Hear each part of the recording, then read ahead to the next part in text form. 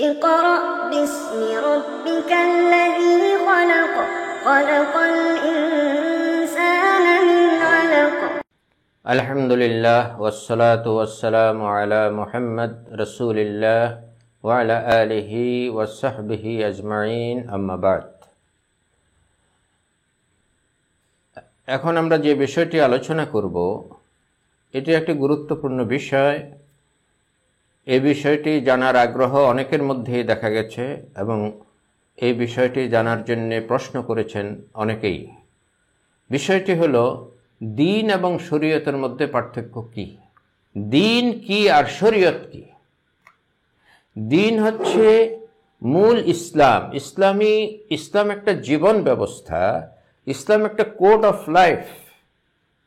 এই জীবন ব্যবস্থাটাকে দ্বীন বলা হয়। ইসলামের জীবন ব্যবস্থাটা হচ্ছে দ্বীন, কোড অফ লাইফ, এবং ইসলামের সকল বিধি বিধানের সমন্বয় হচ্ছে দ্বীন। এখন বাকি থাকে এই দ্বীনকে আল্লাহ তাআলা কি জন্য পাঠিয়েছেন।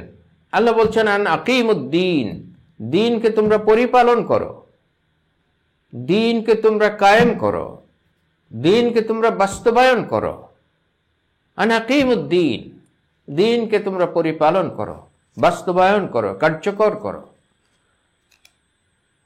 তো এই দ্বীন কিভাবে পালন করা হবে? আল্লাহর আদেশগুলো হচ্ছে, আল্লাহর নির্দেশগুলো হচ্ছে দ্বীন।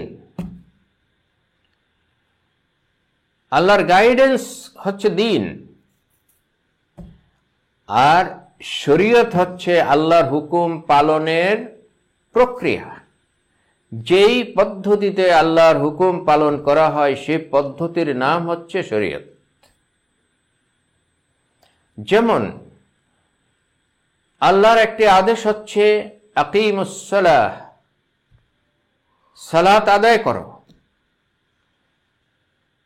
নামাজ কায়েম করো।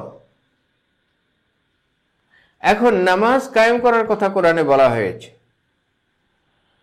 আর এই নামাজ কায়েম কিভাবে করবে সেটার ব্যাপারে কোরআনে এতটুকু বলা হয়েছে শুধু যে ওয়ারকাউ ওয়াসজুদু, রুকু করো এবং সেজদা করো, আর কিছু বলা হয়নি।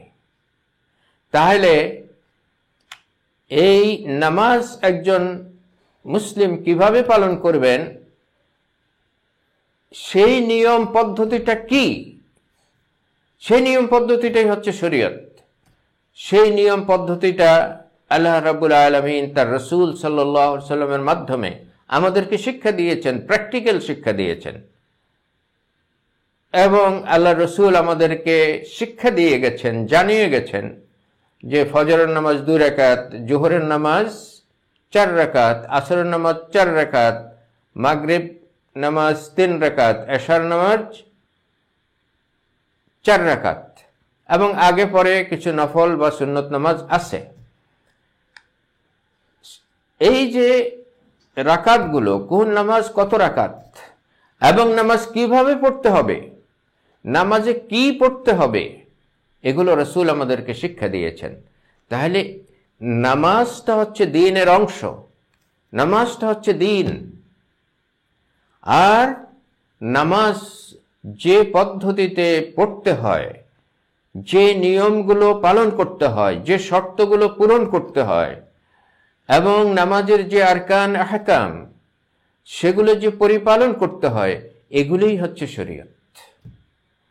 অর্থাৎ আল্লাহর হুকুম, আল্লাহর কমান্ড, আল্লাহর বিধান বাস্তবায়ন করার যে পদ্ধতি আল্লাহ রাসূল শিক্ষা দিয়েছেন, এবং কোরআনেও মৌলিকভাবে কিছু শিক্ষা দেওয়া হয়েছে, আর প্র্যাকটিক্যালি আল্লাহ রাসূল শিক্ষা দিয়েছেন, এই পদ্ধতিগুলোই হচ্ছে শরীয়ত।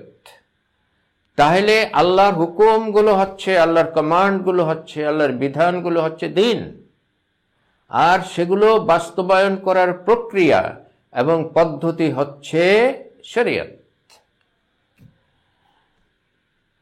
যেমন আল্লাহ তাআলা বলছেন ওয়া আতুজ যাকাত, তোমরা যাকাত প্রদান করো। কিন্তু জাকাত কত পার্সেন্ট দিতে হবে, কত পার্সেন্ট পরিশোধ করতে হবে সেটা আল্লাহ তাআলা বলেন নাই।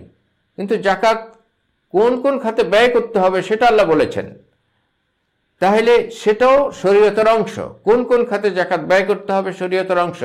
তাহলে জাকাতের শরীয়ত কিছু আল্লাহ তাআলা বলে দিয়েছেন। আর বাকি জাকাত কত পার্সেন্ট দিতে হবে এবং জাকাতের স্ট্যান্ডার্ড কি হবে, এগুলো আল্লাহ তাআলা রাসূলের মাধ্যমে শিক্ষা দিয়েছেন। তাহলে যেই পদ্ধতিতে, যে পরিমাণে, যে স্ট্যান্ডার্ডে এবং যেই নেশাব অনুযায়ী যে জিনিসের জাকাত দিতে হবে, এগুলোকে ফলো করার নাম হচ্ছে শরিয়া, জাকাতের শরিয়া। তো একইভাবে নামাজ, রোজা, জাকাত, হজ এবং ইসলামের অন্যান্য বিধিবিধান যে পদ্ধতিতে পালন করতে হবে, সেই পদ্ধতিগুলোর নাম হচ্ছে শরিয়া। আর আল্লাহর মৌলিক বিধান এবং হুকুমগুলো হচ্ছে দ্বীন। তাহলে আল্লাহর মৌলিক বিধান এবং হুকুমের সমন্বয় হচ্ছে দ্বীন, আল্লাহর মূল গাইডেন্সের সমন্বয় হচ্ছে দ্বীন, এবং দ্বীন পরিপালনের, দ্বীন বাস্তবায়নের, দ্বীন কার্যকর করার পদ্ধতি হচ্ছে শরিয়া। সুতরাং দ্বীনও আল্লাহ প্রদত্ত, শরিয়াও আল্লাহ প্রদত্ত। সেই শরিয়া সরাসরি কোরআন থেকে আমরা পাই অথবা আল্লাহর রসুলের শিক্ষা থেকে পাই। দুটেই আমাদের জন্য অপরিহার্য বিধান এবং অপরিহার্যভাবে আমাদের পালনীয়। এই ব্যাপারে কোনো গাফলতি করার কোনো সুযোগ কারো নাই। আল্লাহ রসুল যেভাবে দ্বীন পালন করতে শিক্ষা দিয়েছেন সেভাবেই আমাদেরকে দ্বীন পালন করতে হবে। সেটাই হচ্ছে ইসলামী শরিয়া। আল্লাহ পাক আমাদেরকে সঠিকভাবে দ্বীন এবং শরিয়া বুঝার এবং সঠিকভাবে আল্লাহর দ্বীন ও শরিয়া পরিপালন করার তৌফিক দান করুন। আসসালামু আলাইকুম ওয়া রাহমাতুল্লাহি ওয়া বারাকাতুহু।